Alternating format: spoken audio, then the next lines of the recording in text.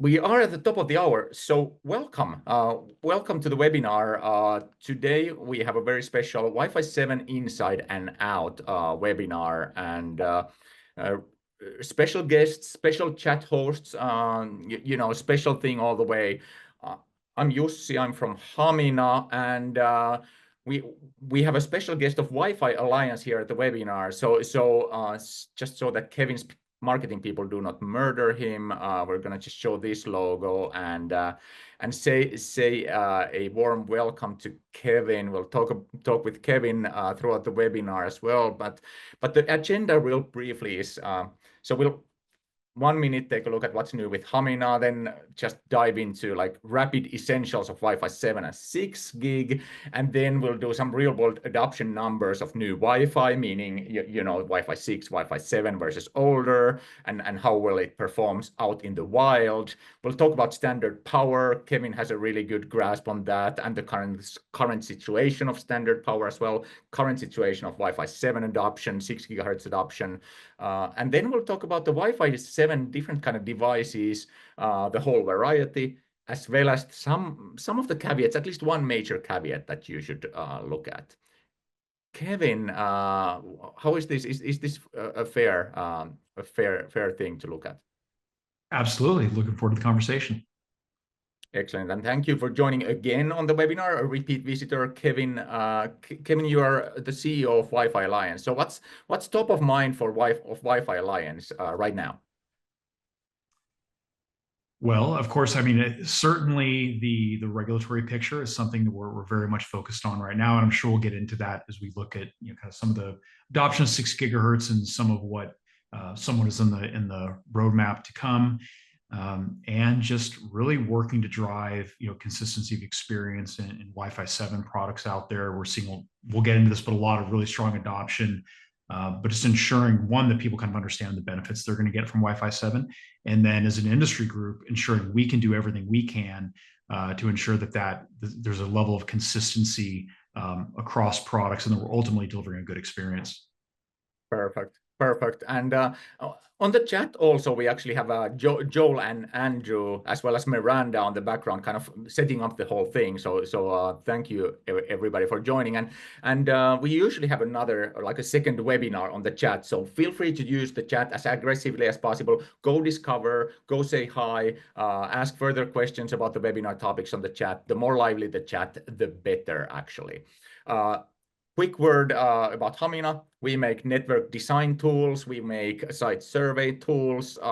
We're known as the most reliable site survey tool. We're known as the only Wi-Fi 7 site survey hardware, for example, out there. And we also do live analysis these days more and more. So our browser-based Hamina Network Planner Plus also does analysis of live networks.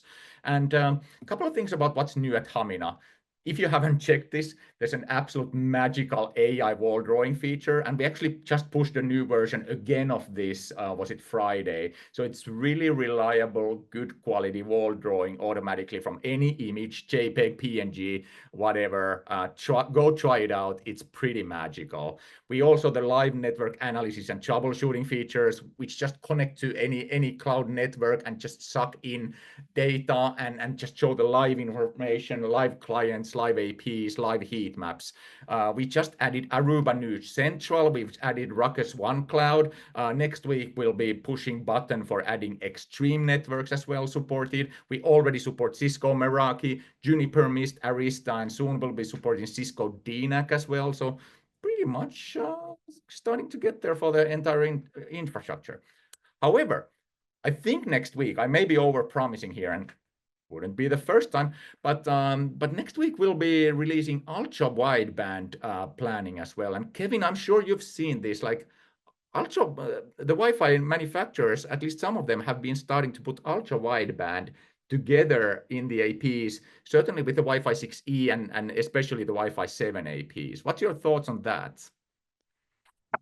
Yeah, certainly seeing that. I think it's going to be interesting to see how this ultimately plays out, given that many of those access points also support Wi-Fi location, and that's one thing I think doesn't get quite enough discussion around what's possible Absolutely. there. But I think for many Wi-Fi only devices, you can get really some pretty impressive numbers around location accuracy, sub-meter accuracy, using round trip time with Wi-Fi location. So, I think when you look at just generally in the indoor location ecosystem, there's a lot of exciting stuff going on that ultimately is going to help drive some of these applications like indoor wayfinding, E911, things like that. So again, I think an exciting time for location indoors. Absolutely, absolutely. And just to set the stage on designing location-aware networks, let's look at designing location-aware networks both for Wi-Fi as well as ultra wideband. So first we'll use the magical. This was a JPEG that I just put in, and some of you may recognize this. Automatically, the tool recognized these walls from the JPEG, so you can see there's open areas and then there's a bit of closed areas. Let's just do a quick I don't know Wi-Fi design for some APs that support both Wi-Fi BLE as well as ultra wideband location capabilities. So we'll just ask to place, a few APs here and there on the floor plan, and you can see there's closed areas, open areas on the floor plan, all that kind of stuff. And we'll just look at the kind of the differences on Wi-Fi and BLE location, things like that. So Wi-Fi usually wants tertiary coverage for location. So you want maybe 3 APs at neg 75, things like that. And that results, if you're looking at RSSI based positioning, a few meters of accuracy. And if you can use the more sophisticated Wi-Fi location algorithms that Kevin was referring to, then you'll get even down to more accurate than that. And with ultra wideband now, you do need quite a few receivers. So now we're not looking at coverage, we're looking at ultra wideband location accuracy using this setup that works really well for Wi-Fi. But as we can see, the ultra wideband location accuracy suffers if you don't have enough audible access points. Certainly in rooms, you get no location really to speak of, but in open areas, you get better accuracy with ultra wideband. And what I find interesting is as you move and you reconfigure your locations to more towards like let's say a corner facing locations of these access points, you get increased location accuracy. So you need more access points, but also look at the placement. If we place them in the corners, the location accuracy gets better, but if they're too far out from one another, it gets worse. So this is how you can design a solid location accuracy for any type of a network, Wi-Fi, Bluetooth, as well as now ultra wideband. And you can augment the accuracy with more ultra wideband anchors or more Wi-Fi access points for your ultra wideband location. And to me, as a ex RTLS engineer or location tracking engineer, it was always hard to explain to the customer, like what does accuracy mean, and what does 2 meter or 1 meter accuracy mean? And I like to explain it to them like, here on the green areas it's spot on, but if we go to the areas like where it's not green, we can start to see the location estimate jumping like this. Let me go to 2D. You can see that even if you have 1 meter accuracy, promised like 1 meter accuracy, it still may not be true that it stays in the same room, for example. Like here you can see that in this location, the location estimate produced by the system might actually hover quite a bit in different places.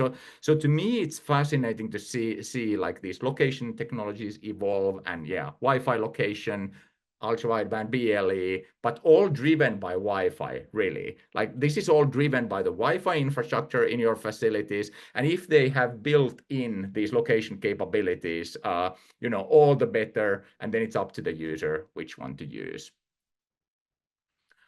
All right, let's go on with the show. So yeah, Kevin, we already did the intro, so we'll just go from here. But real quickly, Wi-Fi 7 and its benefits. So I tried to think of like, how would you in short describe each one of these features? And I wrote my suggestions on the next slide, but Kevin, you don't know what I think of like, kind of like if you had to, with just a few words, 3 to 5 words, describe the rubber meets the road difference for all of these 5 topics that we're looking at here for Wi-Fi 7 improvements. How would you describe them? starting with, let's say, 320 megahertz channels. And I know it's putting you under the gun, but Sure.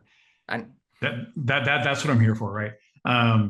So and no prep is also the best way to do it. So yeah, starting through 320 megahertz channels, I think it matters on the segment. So enterprise, probably less important, 320 megahertz channels. I think the channel diversity starts becoming more important. And we'll get into that when we talk about how much spectrum is available for 6 gigahertz. But getting into maybe some of the other like tethering scenarios, device to device, VLP devices, 320 megahertz, very important. So again, that one I think probably for your audience, a little bit less important because you're not looking for that top end speed that you're getting from the wider channels. So maybe I'll stop with that one. I would say segment determined on 320 megahertz channels. Yep. And MLO. MLO, probably the anchor feature for Wi-Fi 7. Right. Frankly, it is what is driving a lot of the benefits around more deterministic latency and experience in Wi-Fi 7. And the anchor feature, describe it in very short. Oh, in terms of what it actually is. So MLO lets you use multiple links, so multiple radios in a Wi-Fi device. Two benefits. One, you can bond channels together for higher throughputs. Or I think more interesting around experience is you can actually use it for both redundancy, sending the same data across multiple links to either, again, give redundancy or lower assured latencies. Yep, exactly. And especially for me, like the robustness that MLO has true potential to bring. Finally, kind of the robustness and kind of like which band are you using type of a problem starts to evaporate. The frequency band challenge starts to evaporate there. And yeah, it was really interesting because we saw a demo even, and it was because let's say you have 3 links, 2.4, 5, and 6. And there was this demo, and initially they were not using 2.4. And it was interesting that 2.4 was incredibly congested in this space. But just the fact that there were the 3 links, probabilistically by adding in 2.4 with these small data packets, it actually had a significant improvement on the experience you were getting because the device could just jump between bands to get that latency sensitive traffic out.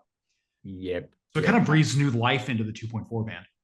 Absolutely, and kind of like I also think of it almost like a seamless transition between the bands, except better. So if you're in a small place or if you have coverage gaps or like places of low coverage in your facility, 2.4 really in those locations 2.4 likely brings you the best performance, or at least in many cases. So I really we shouldn't forget about 2.4.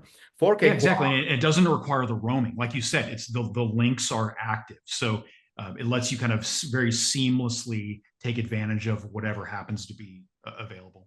Exactly. And 4K QAM, that's really, and I'll just reveal my thoughts on this as well. So that's just pure speed near the AP because the modulation gets tighter, cramming more bits on the spectrum, but it needs very high SNR. So it's when you're close to the AP or router, you get incredible speeds, right?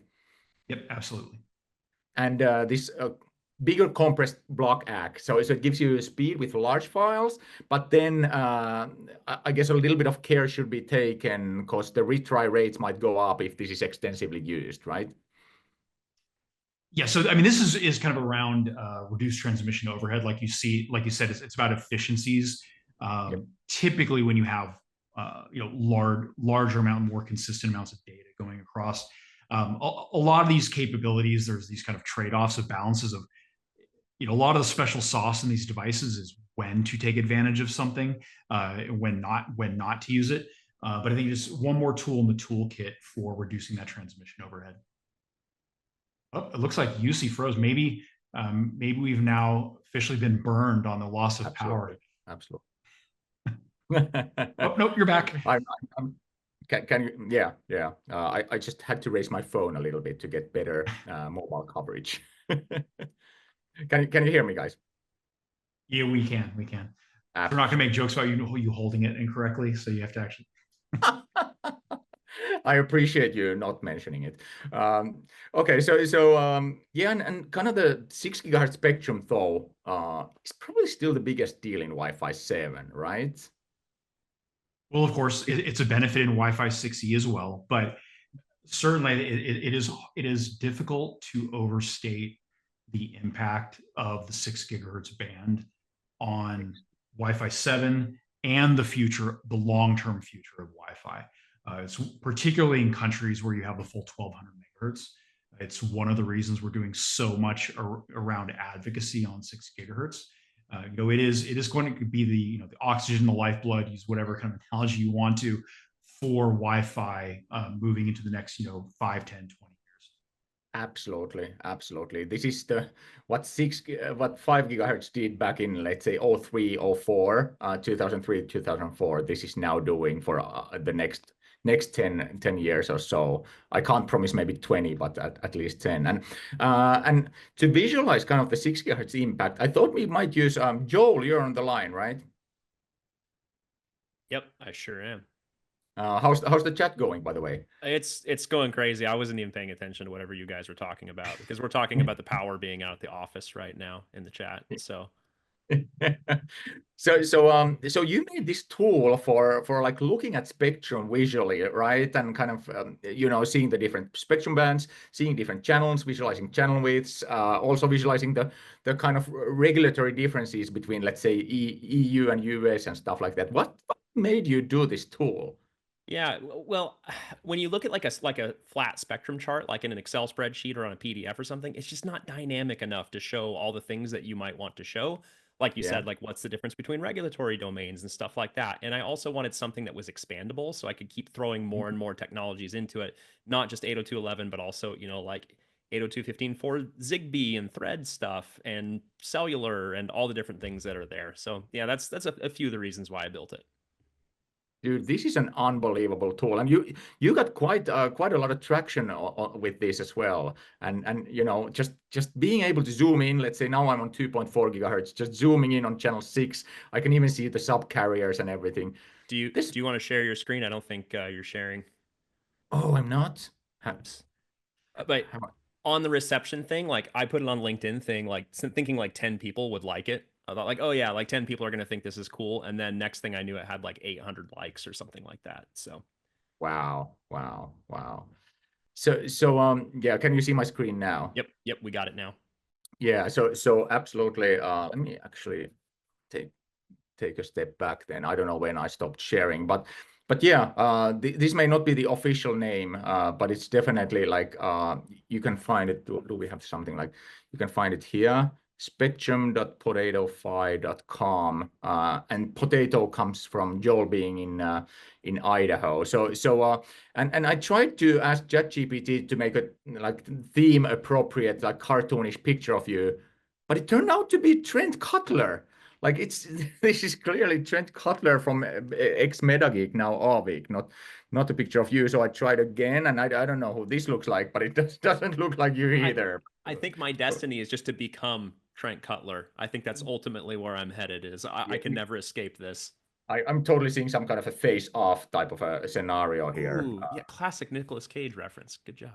Hey, you do need one, right? So going to Joel's Spectrum tool, here we can see like how small the for example the 2.4 gigahertz band is compared to, I don't know, 5 or 6 here. Like this really puts things into proportion.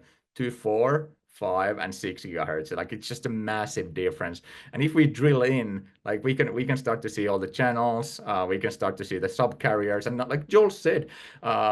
We can see different things like not just Wi-Fi, but I don't know, Bluetooth, Zigbee, things of that nature. It's just crazy cool, this whole thing. So go check it out. Definitely recommend it. But if we go to 5 and 6 gigahertz, so Kevin, talk us through the situation on US versus or countries that have adopted 1200 megahertz versus countries that have adopted just 500 megahertz or so. Sure. So overall, if you look at 6 gigahertz, there are roughly 60 countries that have access to at least part of the 6 gigahertz band. And probably the best place to see this is if you go to the wi-fi.org, wi-fi.org, we have kind of a regulatory tracker, and we update this in not quite in real time, but at any time there are new decisions opening up portions of the band, we update that map. In terms of the full 1200 megahertz, I think the big countries there are going to be the US and Canada. They're kind of leading on this, but then we also have Brazil that's open. Yeah, you can see here, you kind of see here in this map what the current state of play is. So areas of South America and of course North America, some good adoption of the full band. Then the lower half of the band you see in many other countries. Europe, kind of where they're sitting right now, is, I'm sure we'll get a little bit more into this, but they've enabled the lower portion of the band, and now they're kind of deep in the discussions of, okay, what do they do about the upper portion of the band? Ofcom has actually had some interesting proposals that the Alliance has just recently responded to in how we might be able to accelerate opening of the upper portion of the band, at least in the UK for now. And then we'll kind of see where Europe ultimately goes with that. But again, I think there's good momentum, but the reality is there are still many countries out there today that, let's be honest, the consumers are kind of getting a constrained experience. The reality is that most of these devices, the client devices, actually have the ability to operate in the full band if they are certified from a regulatory perspective to do so. So if you're buying the latest iPhone, you're paying, you're buying the same hardware that's probably shipping to the US, but you're kind of getting a constrained or a reduced experience in that device. Absolutely, absolutely. And if we look at this, like the increased speeds of let's call it new Wi-Fi comes from these like wider channels, such as 320 and 160 and 80. Like part of the increased speeds come from the wider channels. But then you start to have only so many wider channels, especially if you only have half of the band. We can see that, for example, in 160 megahertz, obviously, if you have 500 megahertz of spectrum, let's say in Europe, we only can use 3 160 megahertz channels. And if we look at 320 megahertz channels, we can really only use one channel here. So that just doesn't quite cut it. So we are restricted on the speeds of Wi-Fi, or we're restricted, or like we're constrained by co-channel interference here. So definitely it would be very welcome to get some more of that Wi-Fi. And that's not up to, again, that's not up to Wi-Fi Alliance. That's up to the regulatory bodies. But whenever you talk to your friends in Brussels, tell them to give us maybe a little bit more Wi-Fi.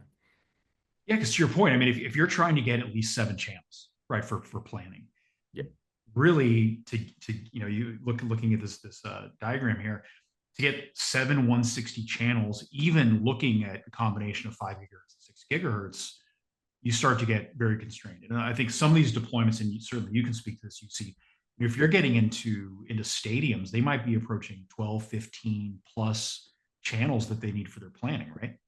Yep, that's the thing. That's the thing. And if we look at, I don't know, if we plan for like I don't know, 160 megahertz channels, hoping to get those higher speeds. In the US, we have plenty of channels and stuff like that, so we won't be seeing too much interference on our design. But let's get back to reality and move to Finland and see kind of how that all goes. So yeah, I need to get 6 gigahertz, but quite quickly we start to see that even a decent network plan like this, it suffers from interference quite a bit, even if we go to 80 megahertz. So let's just fall back on 6 gigahertz to 80.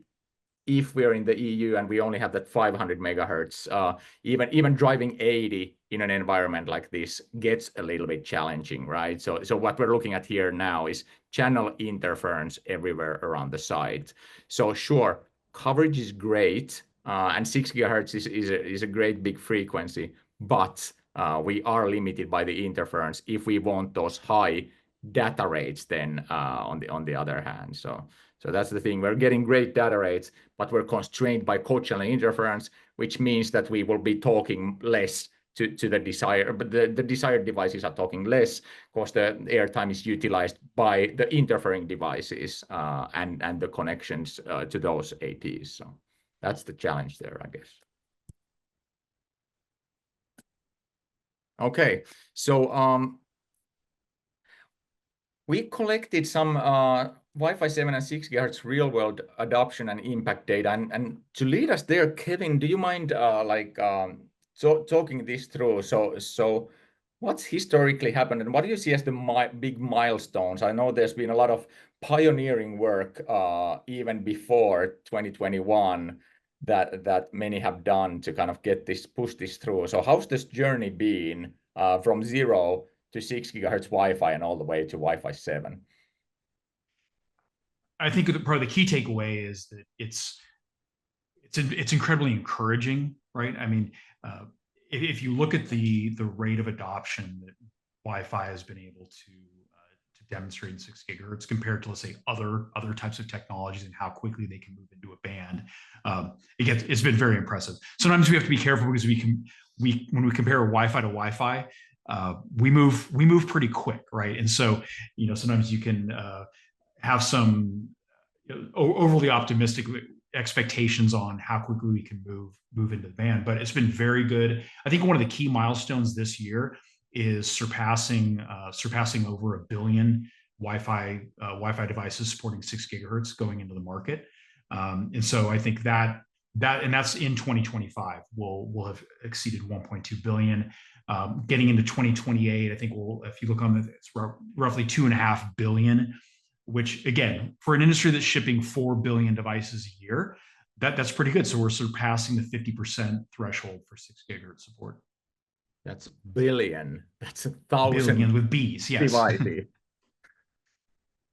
Wow. So definitely a mighty impressive and a very quick turnaround. And then maybe we could take a look at some of the like data that had been harvested by OpenSignal, which is this data analytics company that's been kind of collecting real-world network connectivity data, and they're in the data selling business. But we got a glimpse of some of their adoption data specifically for Wi-Fi 7 and Wi-Fi 6E adoption, things like that. Thank you, OpenSignal. So what OpenSignal does is some of the mainstream apps actually run an OpenSignal SDK, which just collects network connection data, like where are you connected, which standard of networking, which band, things like that. OpenSignal gets that data, and then they provide analytics based on that. So let's look at the performance difference between Wi-Fi generations and frequency bands. And this is what the entire Wi-Fi community probably has been touting all along, but I guess the message is, if you compare 2.4 gigahertz and 6 gigahertz is a lot more higher quality. So what's being looked at here is what's called a consistent quality metric of OpenSignal, and what percentage of time or share of tests, like what number of tests, what percentage of the OpenSignal tests meet or exceed the consistent quality limits set by OpenSignal. And we can take a look at those limits soon. But isn't this pretty obvious, right? When actually Wi-Fi 6 compared to Wi-Fi 4. So 802.11, what is this? Not even AC. Is this 802.11 AC? No, it's N BN, versus BN. AX. Yep, so AX is better on 2.4 than AC. And then 5 gigahertz is a lot better. And then Wi-Fi 6 on 5 gigahertz is a little bit better than Wi-Fi 5. And then of course Wi-Fi 6 clean spectrum, 6 gigahertz, even better. Any thoughts, Kevin, on this? Well, we're certainly going the right direction, right? It's good to see the trend line kind of up and to the right? That's ultimately what we want to see. And even just looking at the spread, right? So there's the top numbers, but you're seeing this tightening of, even let's say countries that are relatively lower compared to others, it's all going up and to the right. And I think that it's very much aligned with what the industry's been doing and focusing on is it's less necessarily about just numbers on the box, but how do we deliver high performance more consistently and a more deterministic experience. And certainly as you start getting into Wi-Fi 7, I would expect to see this exact same thing, kind of more of the up and to the right. Exactly. Even a little bit further. It's really good already. So yeah, and look at the tightness here. Like 6 gigahertz seems to be consistent between countries too, more consistent than the others, right?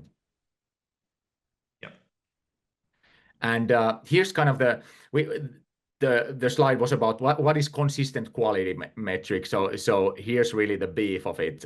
So it's more than 5 megs per second, upload of 1.5 megs per second, latency less than 50 milliseconds, jitter less than 12 milliseconds, packet discard less than a percent, less than 1%, and time to first byte less than 0.8 seconds. And it's hard to disagree strongly with that, at least for me.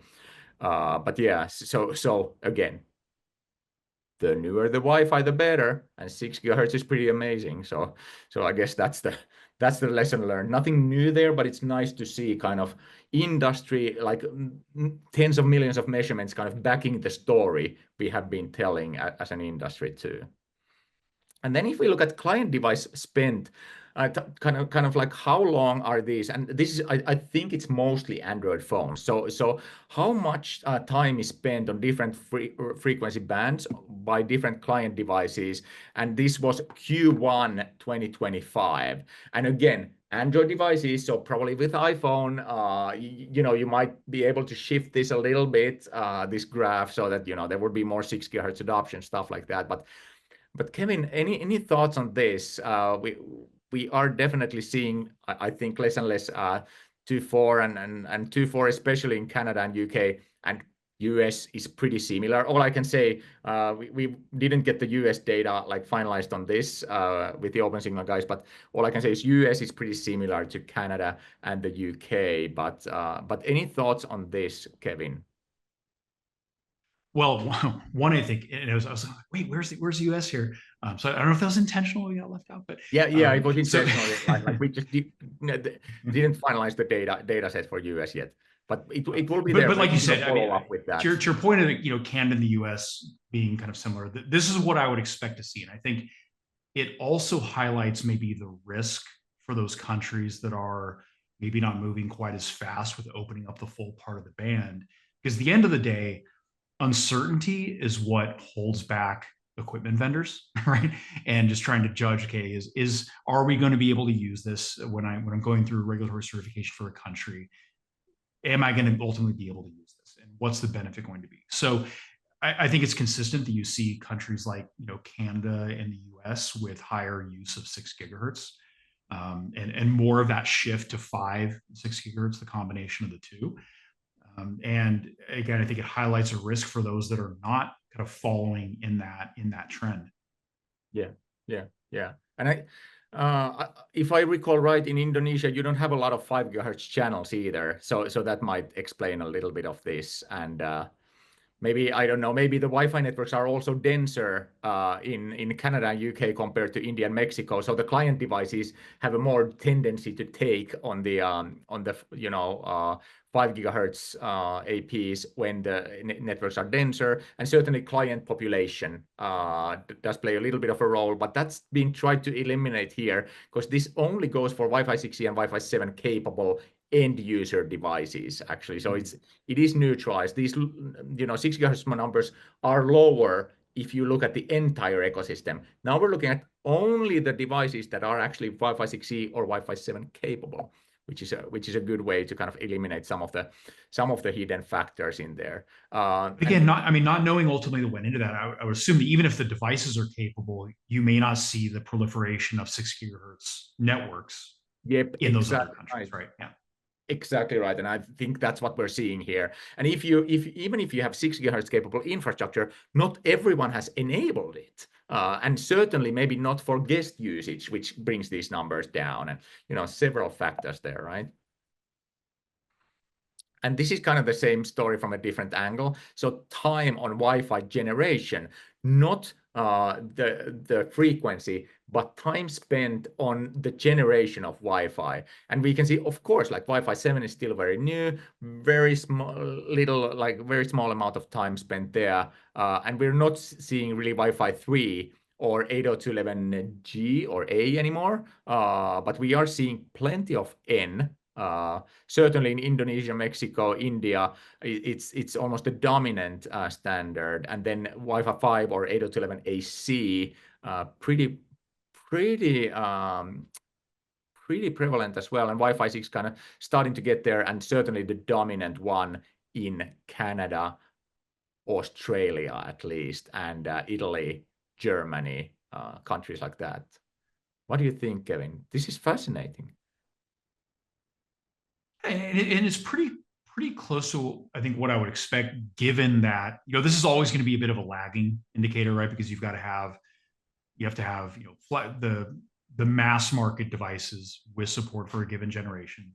You have to have the deployment by either enterprises, or in a lot of cases, especially in the US, where you tend to see a lot more of the Wi-Fi is being provided by the service provider, right? So their deployment cycles, I think, have a big impact on this. But given that we've fairly recently surpassed the 50% threshold for device shipments in something like Wi-Fi 6, the fact that we're already seeing 48% actual time on the generation, I think is actually a very encouraging number. It is just unbelievable feat, actually, unbelievable achievement. And these are these numbers, going back to the frequency thing, and for 6 gigahertz, Wes Purvis from Juniper often releases this data at WLPC conferences, but he's regularly seeing between 20 and 30% of 6 gigahertz adoption on sites that run 6 gigahertz. And of course, they many of them have higher end handsets and stuff like that. So in enterprises, you might see as high as 20, 30, even 40% of 6 gigahertz adoption. But that's not the story with consumer handsets yet. It's just not. Okay, so this is kind of the same story with all devices. So accounting for devices incapable of 6 gigahertz, and obviously, then the numbers look slightly different. We're not going to spend time on this, but this, Kevin, is probably pretty encouraging for you as well as a statistic. It is, and particularly, looking up at the far right column, moving on to Wi-Fi 6. Again, I think because of some of the capabilities that came around with Wi-Fi 6, now looking into Wi-Fi 7, this shift from 5 to the later generations of Wi-Fi, I think has a significant impact on the experience the user is ultimately going to get. And so seeing all of this green in the far right column is incredibly encouraging. And by the way, for the audience, this is the first time I'm seeing these numbers. Which is correct. So I'm kind of reacting in real time. So it's by the way, I'm going to be reaching out to Open Signal. I'm going to be using these certainly as often as I can. This is all really great news. Absolutely. And if you have some specific requests, I know people who know people. Okay. Then this has been one of the hot topics with you, Kevin, lately, hasn't it? Standard power. Can you talk through standard power again, kind of starting with the basics here and the benefits, and then we can drill down more from there? Yeah, sure. So in standard power, I would say, is the exception in most regions, not the norm just yet. So predominantly, standard power is going to be US and Canada right now. We certainly have other countries going through the process of coming up with the rules around standard power.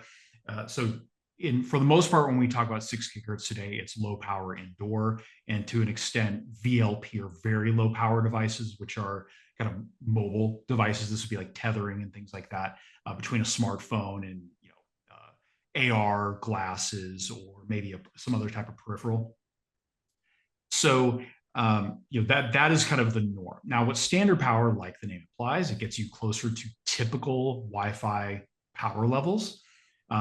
It's only available in a portion of the band, and I think there's a later slide that shows kind of the carve out in the US, where there's a portion of the 6 gigahertz band that cannot operate at standard power. Yep, so you see it here. So it's not the full 1200 megahertz. but it does, again, get you closer to typical Wi-Fi powers. Now, if you go to the previous slide, one of the things I think people lose or don't quite grasp around standard power is that, LPI, it is spectral density limited, right? So if you're, we talked about earlier that in the enterprise space, very few people are running 320 megahertz channels. They're probably running 160, or if they are spectrum limited, they're going to be at 80 megahertz channels. And so that starts having a more material impact on the power levels that, one, that the access points can operate at, but two, what the client devices can operate at, because they are generally 6 dB below what the AP transmit power is. So that's what really gets, I think, is demonstrated in this slide right here. And Jussi is kind of showing that at an 80 megahertz channel, an AP would be at 24 dBm, and then take away 6, that gets you at 18 dBm on the client side. So once you start looking now at standard power, and this is one of the key things, is that the client, that 6 dB reduction is based on the authorized power for the AP, not necessarily the operating power. So even in an enterprise environment where for density, you're going to actually operate at lower powers than the max possible, or the board limits on these devices, taking, let's say, an 80 megahertz example. Okay, so the AP, let's say it's in a location where there's no incumbents, it can operate at 36 dBm. Maybe it's configured to operate at something significantly lower than that. The client could operate as high as 30 dBm, as high as 30 dBm, right? So again, that's a key thing, because now you're starting to get more symmetrical power levels between the access point and the client, which is something that would be limited if you're in LPI mode. This is like, yeah, it is a big deal. Makes for a big difference. So what are we thinking of the like how common and how quickly is standard power going to get? Any thoughts on kind of it going to the mass markets?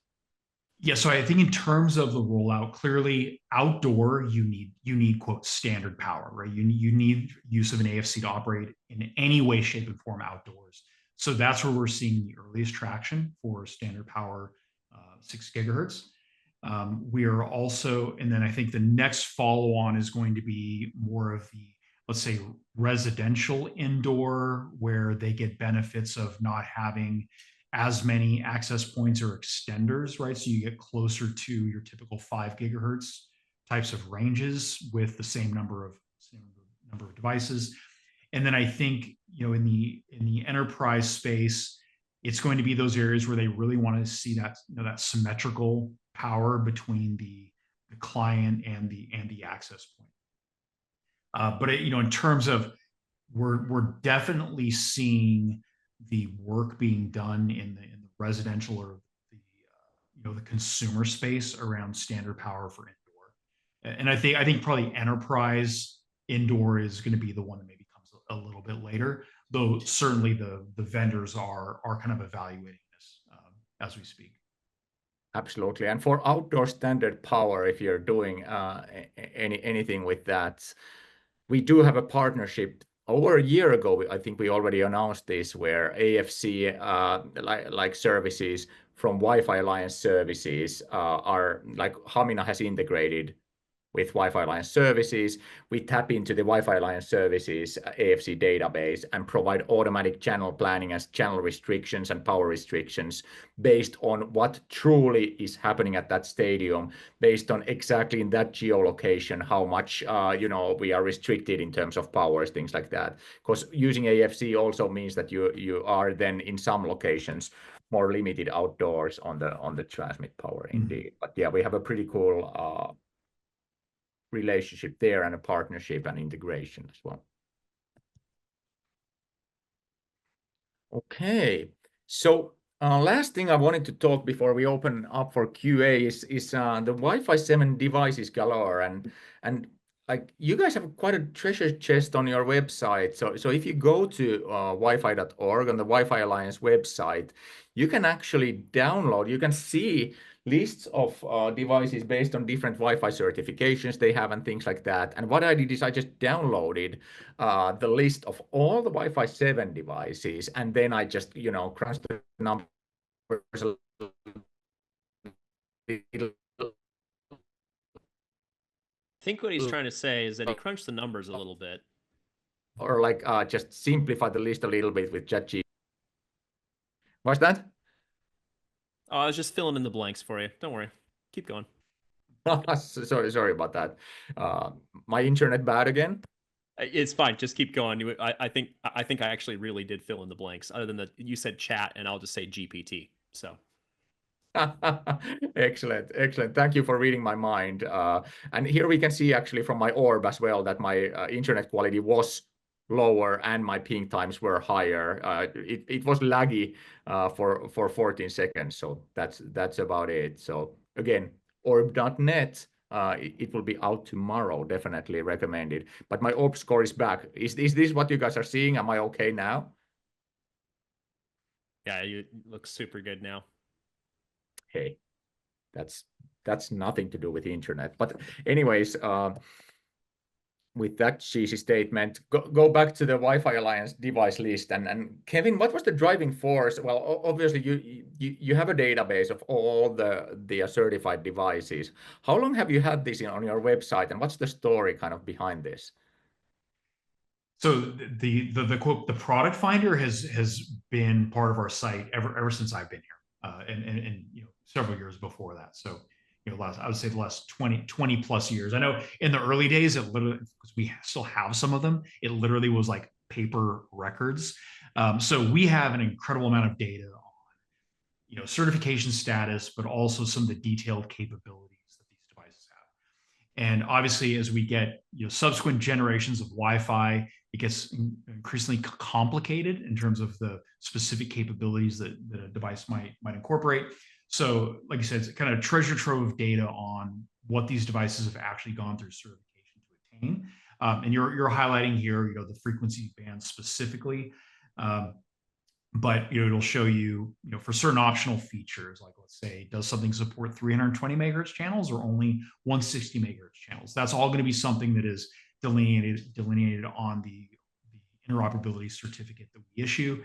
And this, as Jussi is going through this, you can kind of see the various capabilities that are being tracked in our system for each of these specific models of a product.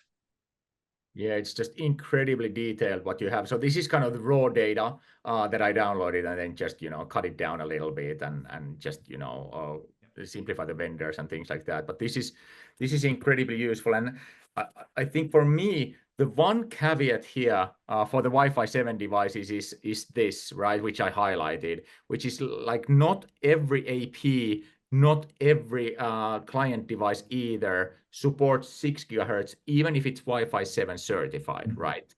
Yep. Yeah, and part of that's just the reality that there are still countries and regions that do not have any 6 gigahertz available.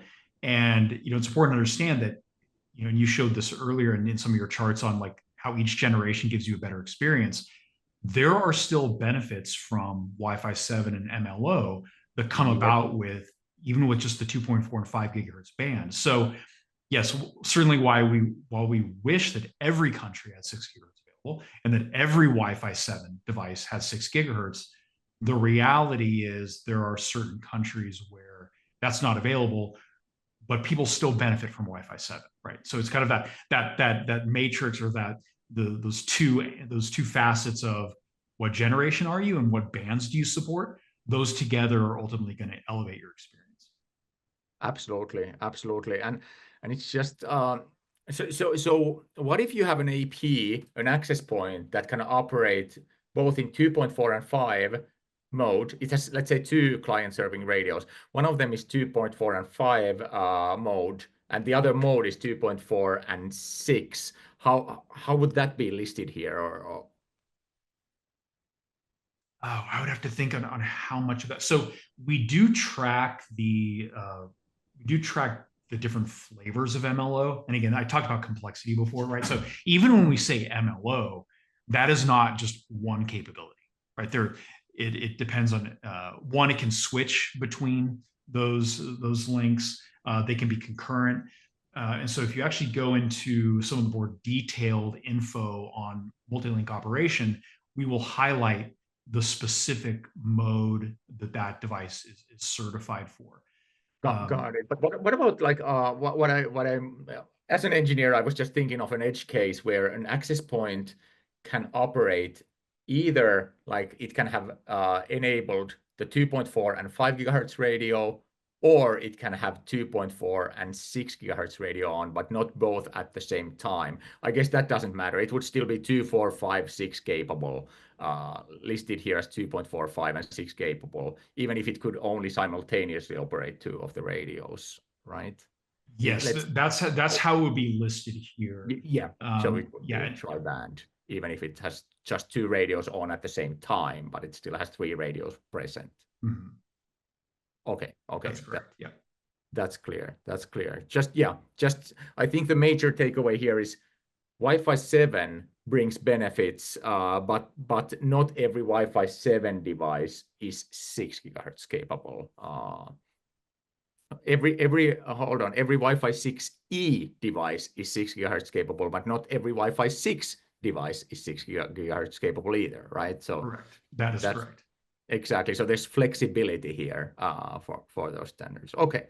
And the reality is, I mean, people are serving different markets, right? And that is exactly one right. of, I guess it's a good and a bad thing depending on your perspective for our industry. The reality is that people make what the market needs, and at least for right now, there is a market for Wi-Fi 7 devices that do not support 6 gigahertz. Maybe that changes in the future.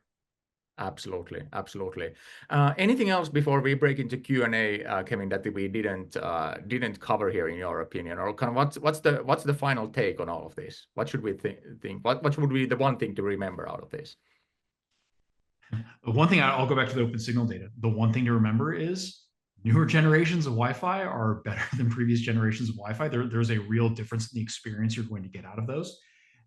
And 6 gigahertz is incredibly important for elevating that experience. I think those are the kind of the 2 key things probably to come out of here. That said, I think we're seeing very strong momentum around Wi-Fi 7, certainly in flagship smartphones and laptops, particularly in the enterprise, right? I think if you're talking about the enterprise space, very strong adoption of Wi-Fi 7, and that's only going to continue. Absolutely. Joel, Andrew, what do we got on the questions board? A whole bunch. How's the chat been overall? It's been great, just blowing up the whole time. We've been having fun in there. So yeah, it's been good. Yeah, I've got questions here. Do you want me to throw some at you guys and see what happens? Please, mostly at Kevin if there are questions, because that's right. Hard ones to Kevin, easy ones to you, since you're my boss. Blah blah blah. Yeah. All right. Cool. The more controversial, the better, right? Awesome. I've got those too. So. I'm just going to go oldest to newest here. Sommer asks, what about MLO in high density environments? And I'll just expand on that a little bit. Has there been any testing or anything like that on multi-link operation in these high density environments? Does it help? How does it help? I would be interested in hearing that. Yeah, absolutely. And I'll go back to something I referenced earlier where we were doing a demo actually in Bahrain, and it was around ITU work.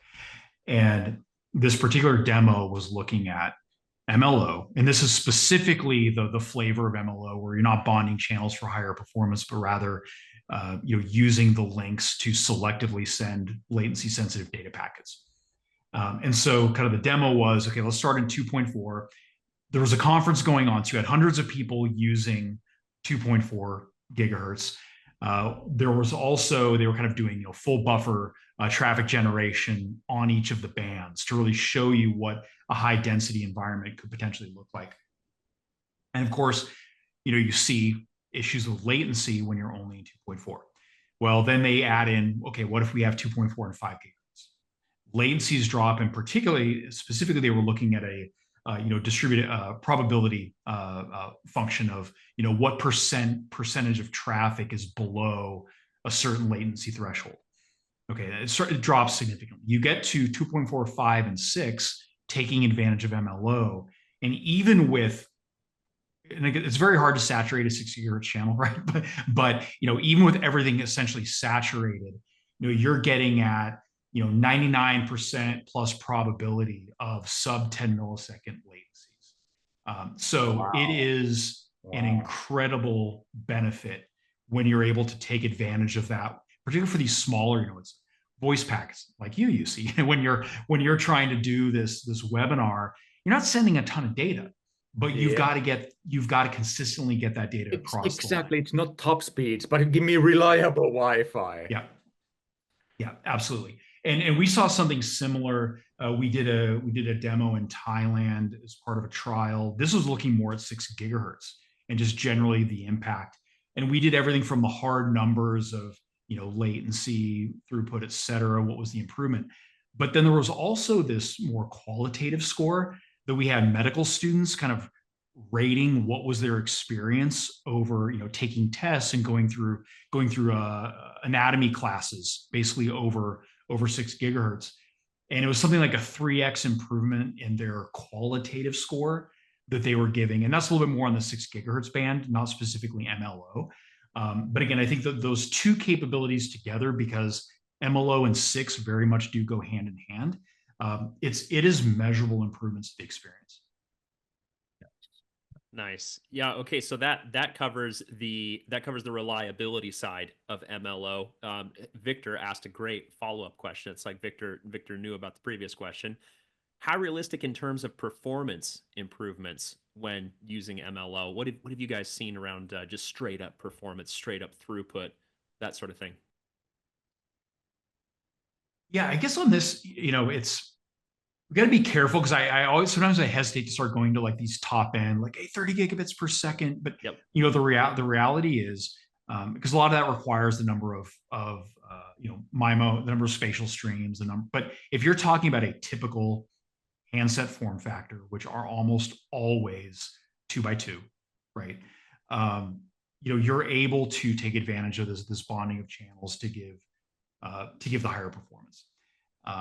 Into the 10 gigabit per second type realistic ranges.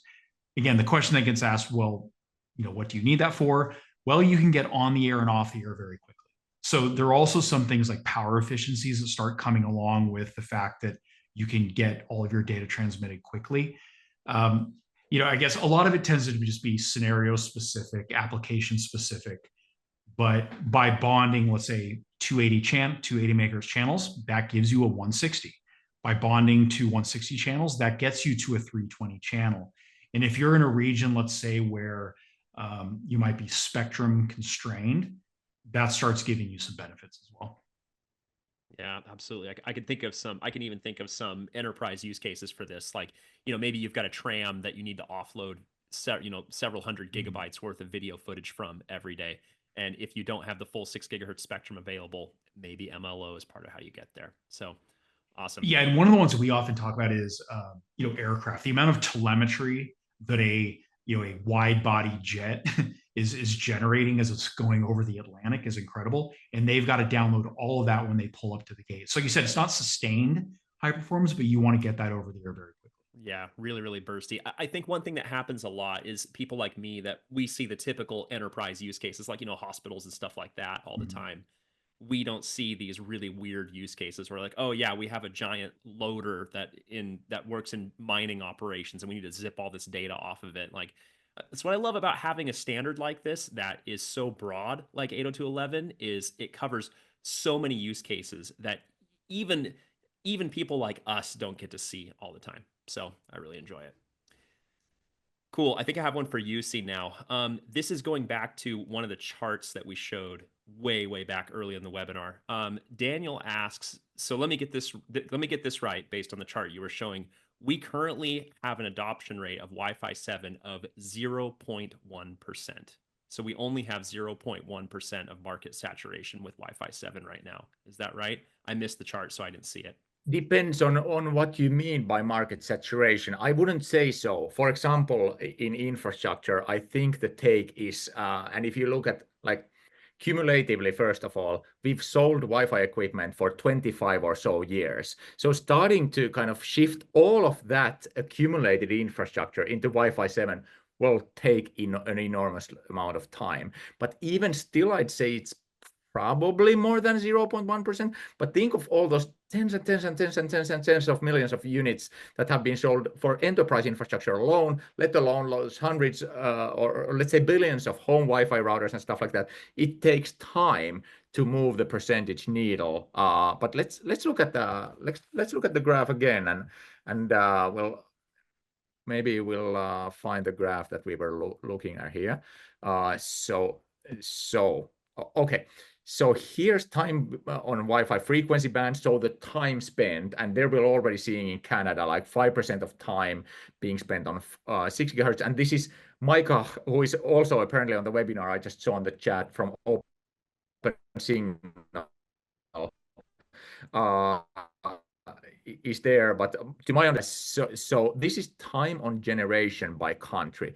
So this is how much time the devices that are Wi-Fi 6E and Wi-Fi 7 capable spend on Wi-Fi 7 networks. So how much of the time their open signal tests are being performed on Wi-Fi 7 network. So that's correct. Taiwan is 0.4, Japan 0.2, but that's correct. It is 0.1, 0.2% at this time. This is Q1 2025. Remember, I would bet this is mostly consumer data, because most of the Android handsets probably roam around their homes, and most of the time, since this is time, you're probably more at home than at your workplace, for example. Hopefully that may not be true for me, certainly not if you ask my spouse. I love you, but yeah, this is the case. So it is the amount of time. Kevin, any thoughts on that? And if Micah is here and we can somehow unmute him, I'll just actually find Micah from Open He Signal. just had to leave. He just said I gotta run, so I know, bummer. Yeah, but yeah, I maybe think to add some context on this, because so again, looking at 2024 Wi-Fi 7 devices, shipping roughly 250 million Wi-Fi 7 devices. That's APs and clients, and that's we ship roughly 4 billion a year, so that's 1/16 of the total shipments, right? Just in 2024.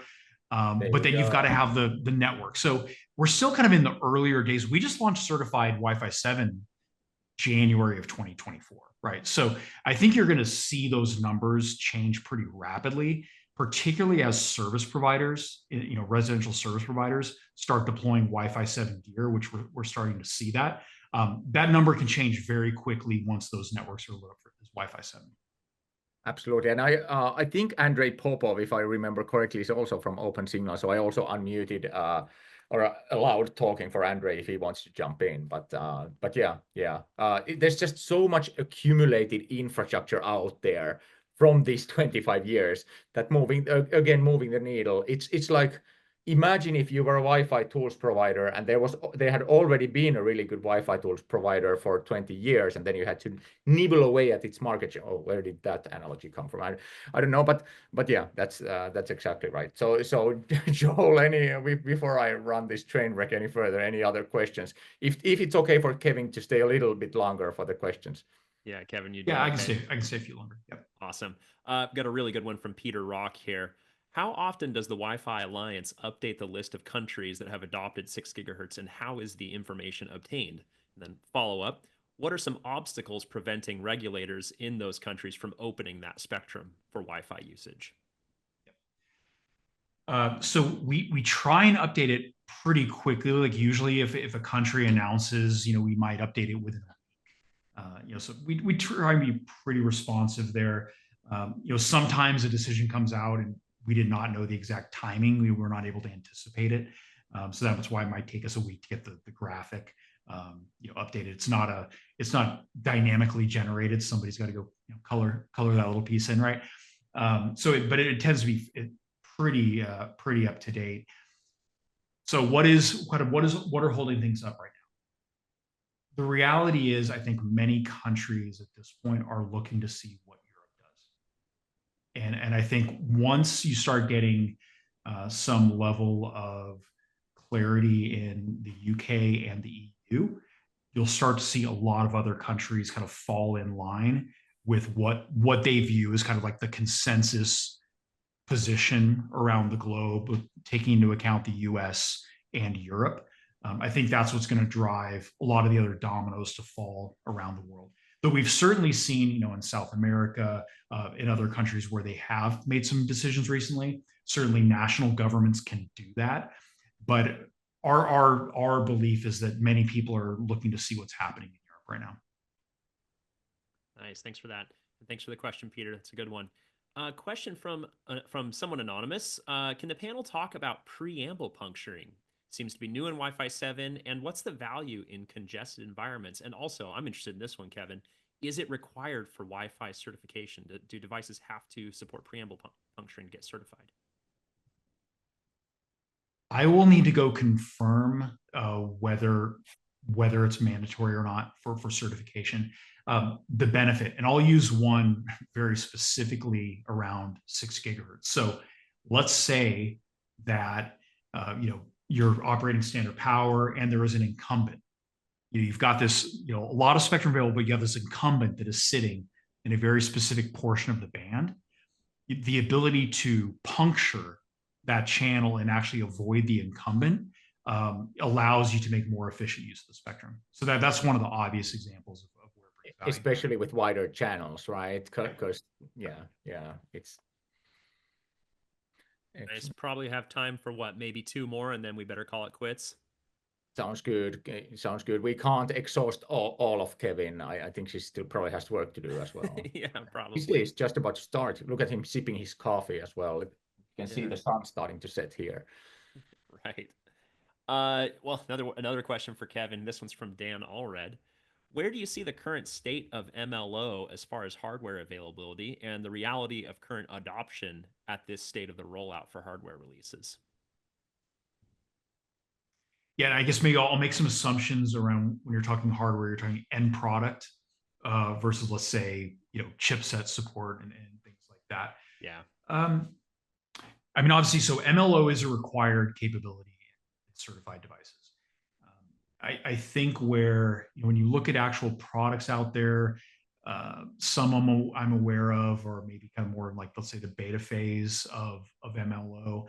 A lot of this is dependent on, let's say, the sophistication or the maturity of the schedulers that ultimately are operating behind, actually making use of the MLO capability. So all those certified devices, they're interoperable. If the device is able to use MLO, they can communicate and be interoperable. But I think what's kind of happening is, let's say, maturing of how sophisticated and smart those devices are and how they use MLO to deliver a better experience. At the end of the day, I think certainly the equipment vendors can speak much more eloquently about what their specific roadmaps look like around MLO. But it is a required capability in Wi-Fi certified gear, right? So all of those certified devices have support. They've demonstrated support for MLO. Nice. Okay, I think I have one more MLO question, and probably the last one that we can take today. Colby asks, what do you see for the future use cases for MLO? I think it would be a game changer for point-to-point mesh, especially with standard power outdoors, and I'm curious what your thoughts are. So I think So I'll go back to something I said earlier. MLO is kind of the flagship or the anchor feature in Wi-Fi 7, right? In terms of the outlook and the use cases, it's generally where the trend of Wi-Fi is going, which is more deterministic Wi-Fi and connectivity. Certainly, you're going to see that trend continue into Wi-Fi 8. I don't even want to go there just yet, right? but the reality is, like, we know kind of the themes of Wi-Fi 8 are around ultra high reliability. So it's how do we get a level of robustness and reliability so you can realistically see Wi-Fi in not just carpeted enterprise, but fulfillment, factory floors, et cetera. And that's ultimately what Wi-Fi 8 is trying to give us. So all this kind of builds on what we're delivering with MLO and Wi-Fi 7. So it's very much around deterministic latency. Okay, so now let's say using in point-to-point, trying to kind of react in real time on this one. I don't know if I have a good answer on that one on the fly. So yeah, I think the answer might be similar to, you remember I brought the tram video download use case earlier. It might be something similar to that, where in those cases maybe we can get a bit of extra throughput if we don't have, say if we don't have big spectrum available in one band, we could just split things up between multiple bands. Maybe. yeah. But I think one thing I'm reading from the audience here is that MLO definitely is the thing that this audience is excited about. I share that feeling. That's the thing with Wi-Fi 7 that excites me the most, and it's great to hear from you some of these details. Thanks for getting into the technical nitty gritty with us. I have one final question for you, C. Tobias asks, when are we getting a Hamina day or event in Helsinki or somewhere in the UK? And who asked this question again? That was Tobias Jensen. That's an excellent question. We probably should host something like that, but it should be very Hamina/Walrusified somehow. So if you have ideas on that, just hit us up. And Walrusified. That's so specific. I'm sure there will be tons of great ideas. maybe that could be the name of the event, Walrusified. Kevin, if you have any ideas, please let us know. I'm begging you. Please send me your ideas, because I don't know what to do with that one. And on that bombshell, I think it's time to end. So, Kevin, thank you very much for being here. Really appreciate it. And Jussi, thank you as always for surviving. And I'm glad you survived the power outage. It looks like you made it through. Your MacBook battery made it through. So, and thanks Absolutely. to the audience. Really appreciate everyone being here and spending your time with us. And the chat was a lot of fun. Anything else, Jussi, before we go? Kevin? No, just like thank you, Joel and Andrew, for the chat. Thank you, Miranda, for setting everything up with Jules and Hannele. Really appreciate that. And Kevin, dude, this was such good material, and kind of you fearlessly jumping in. I know you didn't see in advance any of my slides, so I was. I just react. You guys just throw me out here and just Kevin, what do you think about this? What were you thinking? Can I read it first? This isn't the read it first kind of a webinar. Sorry, man. I still hope to see you, one of these beautiful days again. To see you here on the webinar. Certainly see you here in Finland. Maybe that's a good reason for you to come here if we set up the Walrusified event in here. How about that? When was the last time you were here? I don't think I've ever been. I have not been to Finland, dude. I don't even know how. I don't know how I actually say that. I don't know what has happened. We need to fix that. I'm coming to Texas next month. When was the last time you were in Finland, man? we will fix that. We'll definitely fix that. That sounds good. That's a promise, and we'll just hold him accountable to that. Thank you for fearlessly jumping in, and I think the audience really loved you kind of straight up answering the questions, providing great insight into the technology, and kind of like overall adoption. Thank you so much, man. Honestly, thank you. Pleasure to be here. Thanks, everyone. All right. Thanks, cheers, everyone. guys. Bye now. Thank you for joining. Bye bye.